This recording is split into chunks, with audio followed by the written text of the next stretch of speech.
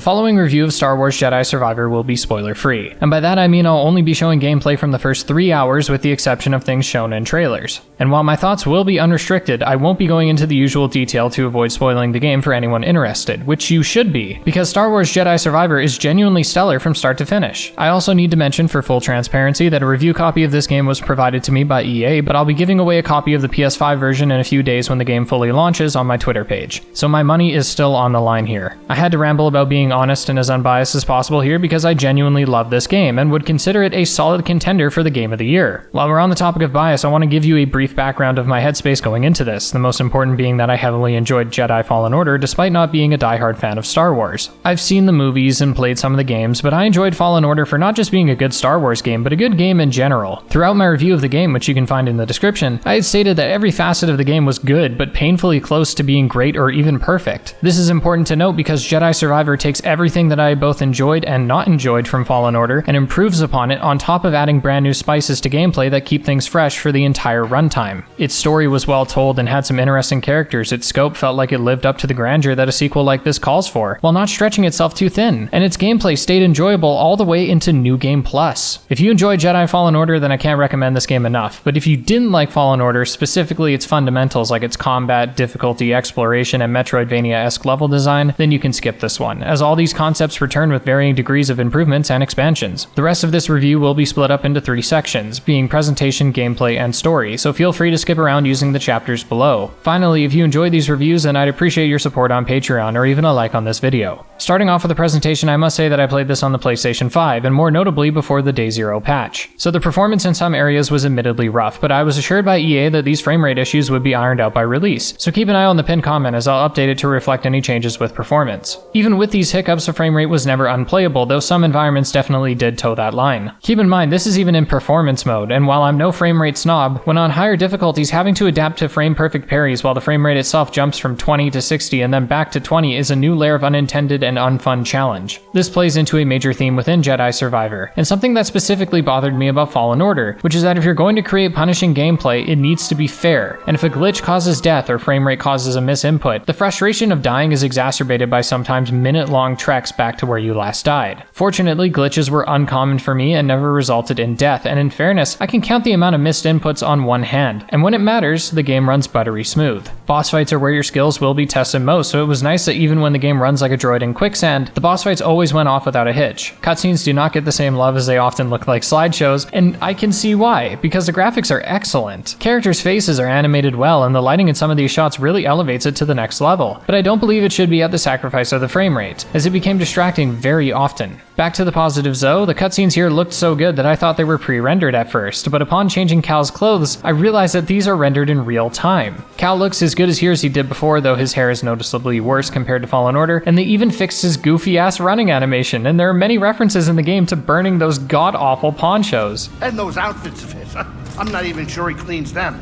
Oh, the ponchos alone. We should burn them. You know, you're right.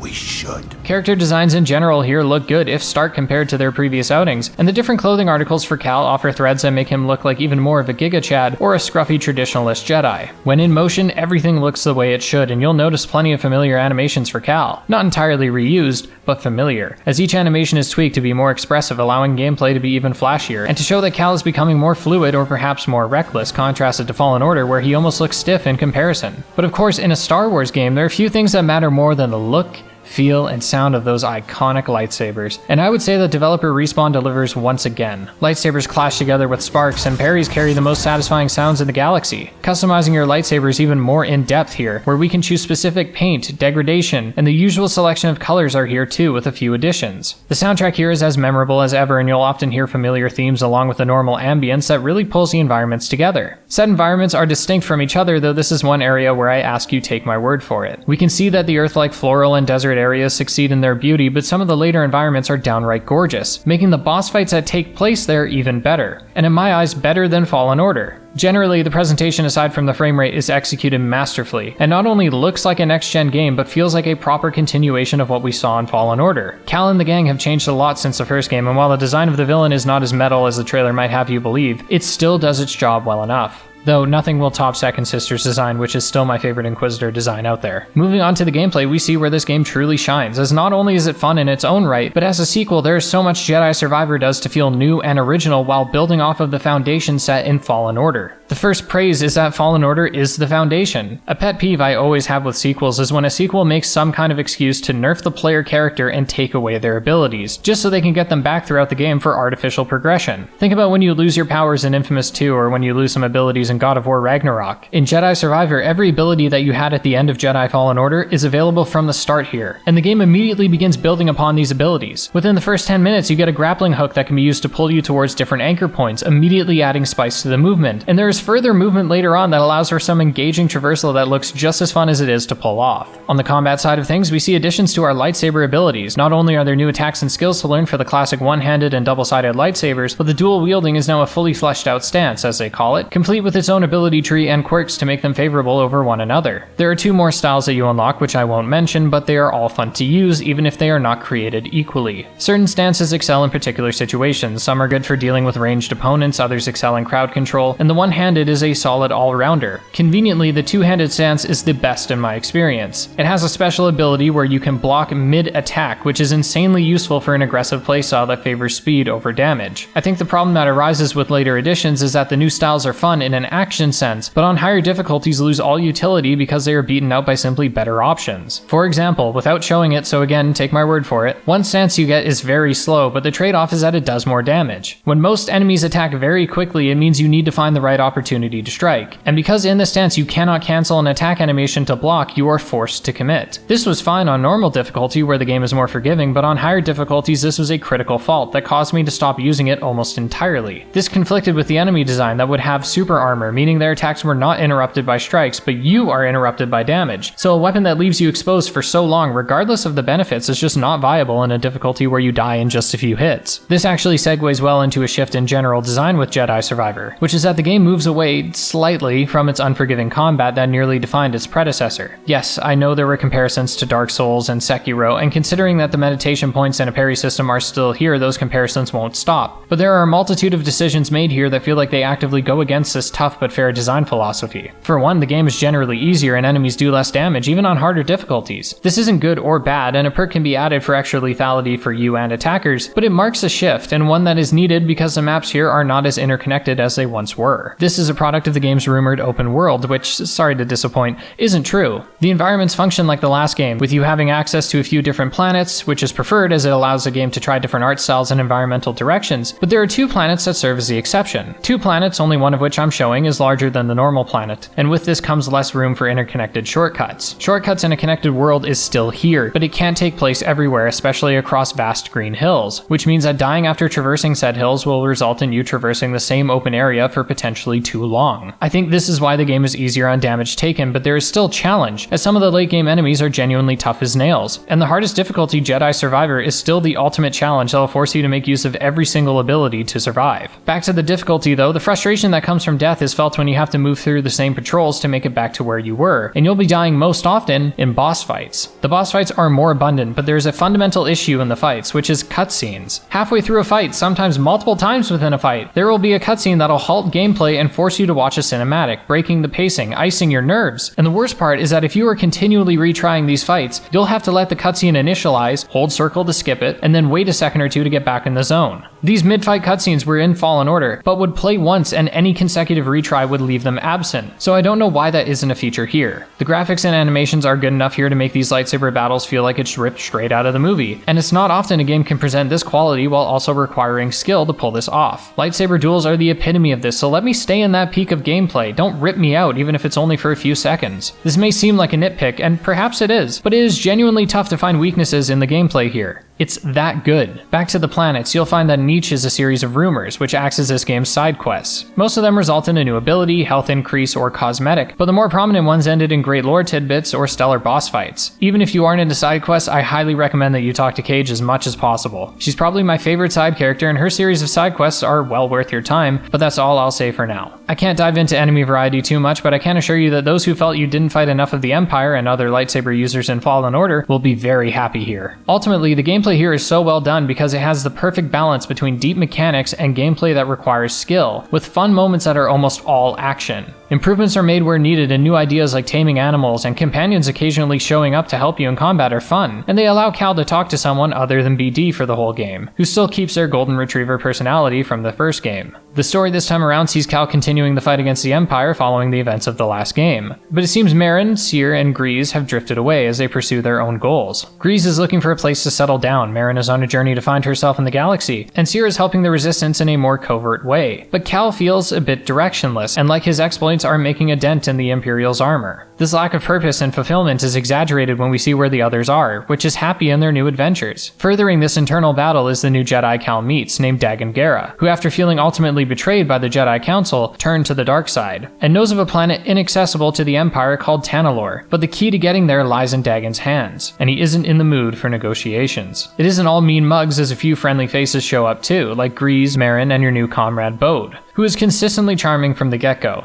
The story takes some interesting turns, and I found that the writing overall was far better in terms of making actual progress in the story, and in terms of an ending which was satisfying this time around. It's difficult to explain what I like so much about this game because it saves all of its best surprises for the later hours, but trust me, if you like the story of Fallen Order, you'll like this one too. And I imagine you'll like Cal even more. Cal this time around has had time to mature, and his naivety and insecurity from the first game is almost entirely gone. That isn't to say there isn't some uncertainty within him, but that he carries himself more as a badass who knows he could turn anyone into a laser kebab if he really wanted to. Cal also presents as someone who remembers the first game, which sounds ridiculous, but let me explain. During one of the opening cutscenes, we will see Cal employ the same tactic that Trilla used against him in the opening of Fallen Order, which allows us to really feel like Cal has continuity within the previous game and has learned from his encounters with the Empire before. Cal's dialogue, and everyone's for that matter, is as good as ever, and the humor is again spot on as it works well when breaking the tension, but does not interrupt the more heartfelt moments, of which there are plenty. The side characters here bring new life to the galaxy, especially when compared to Fallen Order, which seemed isolated to a small cast, which is admittedly fine. My biggest criticism of the story, that I'm not even sure is a criticism, is the feeling that the opening is a bit directionless. You meander from place to place before finding your real goal, but that could be intentional, as Cal during this point is feeling the same way, like he's just going through the motions. I can appreciate that if it is intentional, but it also means that the lowest point in the game is near the beginning, which is only so low because the game continues to up the ante over and over again. All of this is even without mentioning the insane amount of fan service in the game, which references other characters, the movies, lore, and satisfies ideas that myself and other fans have been wanting to see explored. Overall, Star Wars Jedi Survivor is the textbook definition of what a sequel should be, and it expands on everything from the scope, budget, and gameplay of Jedi Fallen Order, while also adding new ideas. The combat is enjoyable way into New Game Plus, and the story has memorable moments that eclipse those of Jedi Fallen Order. If you're on the fence for this game, do it. If you were a fan of Fallen Order, no brainer. I can't recommend this enough, and the state of this game, assuming the frame rate issues are fixed on the day one patch, is just satisfying. There are so many sequels that take the series in the wrong direction, or don't do enough, or simply feel half-baked, but this game oozes passion and it's just flat out a great time. EA, if you're watching this, do this more. We need more games like this, and Respawn deserves nothing but praise for the product they've made. But don't just take my word for it. With a new release like this, it is important to look around and see what other reviews are saying, to make the most informed purchase possible. So thank you for watching this one, and let me know, are you excited for this game? Are you going to pick it up? If you have any questions, I'll be sure to answer them to the best of my ability without spoiling, and thank you to our patrons whose names are on screen now. Much love, and take care.